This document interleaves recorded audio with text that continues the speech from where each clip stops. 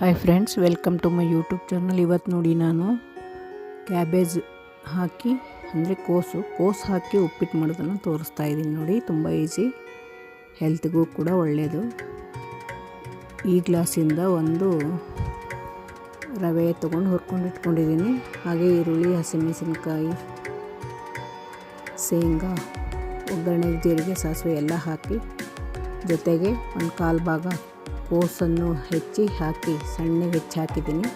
ಒಂದು ಟೊಮೆಟೊ ಎಲ್ಲನೂ ಹಾಕಿದ್ದೀನಿ. ಈ ಒಂದು ಗ್ಲಾಸ್ಗೆ 3 ಗ್ಲಾಸ್ ನೀರು ಹಾಕಬೇಕು. 3.5 ಹಾಕಿದ್ದೀನಿ, ಸ್ವಲ್ಪ ಮೆತ್ತಗೆ ಇರಲಿ ಅಂತ. ಸ್ವಲ್ಪ ಸಾಲ್ಟ್ ಹಾಕಿದ್ದೀನಿ. ಈಗ ಇದನ್ನು ಮುಚ್ಚಿ ಕುದಿಯೋಕ್ಕಿಡಬೇಕು.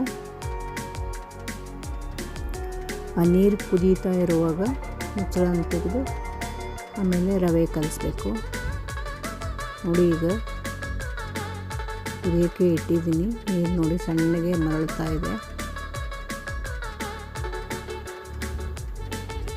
ಚೆನ್ನಾಗಿ ನೀರು ಕುದಿಯುವಾಗ ಮುಚ್ಚಳನ್ನು ಓಪನ್ ಮಾಡಿ ಆಮೇಲೆ ರವೆನ ಹಾಕಬೇಕು. ನೋಡಿ, ಈಗ ಚೆನ್ನಾಗಿ ಕುದೀತಾ ಇದೆ ನೀರು.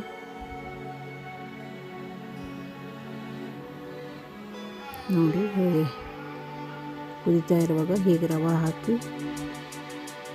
ಎಲ್ಲ ಮಿಕ್ಸ್ ಮಾಡಬೇಕು. ಚೆನ್ನಾಗಿ ರವೆ ಮಿಕ್ಸ್ ಆಗಬೇಕು ತರಕಾರಿ ಜೊತೆ.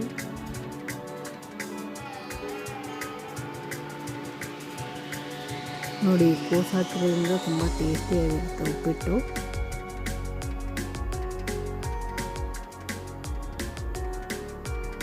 ನೋಡಿ, ಮುಚ್ಚಿಟ್ಟಿದ್ದೀನಿ. ಒಂದು 5 ನಿಮಿಷದಲ್ಲೇ ಆಗುತ್ತೆ ಉಪ್ಪಿಟ್ಟು. ಚೆನ್ನಾಗಿ ಕುದ್ಮೇಲೆ ಓಪನ್ ಮಾಡಿ ನೋಡಬೇಕು. ಈಗ ನೋಡಿ, ಕುದೀತಾ ಇದೆ.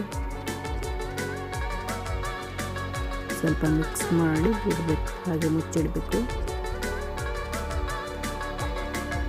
ಆಲ್ಮೋಸ್ಟ್ ಆಲ್ ಆಗಿದೆ. ಇನ್ನೊಂದು 2 ನಿಮಿಷ ಆದರೆ ಆಯಿತು.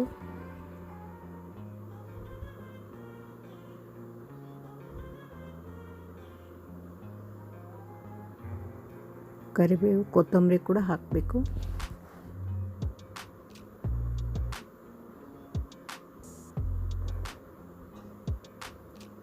ನೋಡಿ, ಈಗ ಒಂದು ಪ್ಲೇಟ್ ಅದೇ ಮುಚ್ಚಳ ಮುಚ್ಚಿ 1-2 ನಿಮಿಷ ಬಿಡಬೇಕು.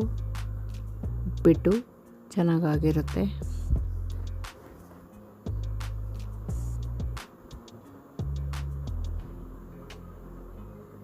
ಈ ಕೋಸು ಪಲ್ಯ ಅದು ತಿನ್ನಲ್ಲ ಮಕ್ಕಳು. ಈ ಥರ ಹಾಕಿ ಮಾಡಿಕೊಟ್ರೆ, ಜೊತೆಗೆ ಬಿಸಿ ಉಪ್ಪಿಟ್ಟು ಜೊತೆಗೆ ತುಪ್ಪ ಹಾಕ್ಕೊಂಡು ತಿಂದರೆ ತುಂಬ ಚೆನ್ನಾಗಿರುತ್ತೆ. ಉಪ್ಪಿನಕಾಯಿ ಕೂಡ ಹಾಕ್ಕೋಬೋದು.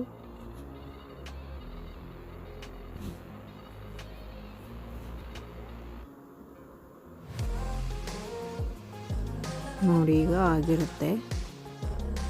ನೋಡಿ, ಚೆನ್ನಾಗಿ ಎಲ್ಲ ಬೆಂದಿದೆ, ಚೆನ್ನಾಗಾಗಿದೆ. ಉಪ್ಪಿಟ್ಟು ಮೆತ್ತಗೆ ಚೆನ್ನಾಗಾಗಿದೆ, ಸ್ಮೂತಾಗಿ ಮೆದುವಾಗಿ ಚೆನ್ನಾಗಿ ಹೂವಿನ ಥರ ಅರಳುತ್ತೆ. ಚೆನ್ನಾಗಾಗಿದೆ.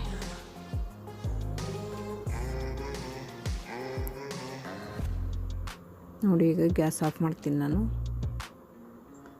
ಆಗಿದೆ.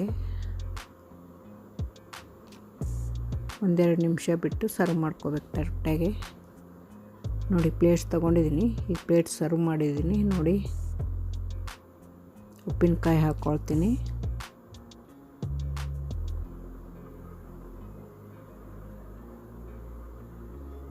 ನೋಡಿ, ಇದರಲ್ಲಿ ಕೋಸು ಕಾಣ್ತಾನೆ ಇಲ್ಲ. ನೋಡಿ, ಎಲ್ಲಿದೇನೋ ಏನೋ ಅಂತ. ಕ್ಯಾಬೇಜು ಸಣ್ಣಗೆ ಹೆಚ್ಚಾಕಿದ್ದೀನಲ್ಲ, ಎಲ್ಲೂ ಕಾಣ್ತಾ ಇಲ್ಲ. ಅಡ್ಡ ಬರಲ್ಲ ಬಾಯಿಗೆ. ನೋಡಿ, ಹಾಗೆ ಒಂದು ಕ್ಯಾರೆಟ್ ಜೊತೆಗೆ ತಿನ್ನೋಕ್ಕೆ ಇಟ್ಕೊಂಡಿದ್ದೀನಿ. ತುಂಬ ಚೆನ್ನಾಗಿದೆ ಟೇಸ್ಟು. ನೀವು ಮಾಡಿ ನೋಡಿ, ತುಂಬ ಈಸಿ. ನಾನು ಹಾಗೆ ಸ್ವಲ್ಪ ತುಪ್ಪ ಹಾಕ್ಕೊಂಡ್ರೆ ಇನ್ನೂ ಟೇಸ್ಟ್ ಚೆನ್ನಾಗಿ ಬರುತ್ತೆ. ಇನ್ನು ಹೀಗೆ ನೀವು ಟ್ರೈ ಮಾಡಿ ನೋಡಿ. ನನ್ನ ಚಾನಲ್ನ ಇದುವರೆಗೂ ನೋಡೋದಕ್ಕೆ ತುಂಬ ಧನ್ಯವಾದ.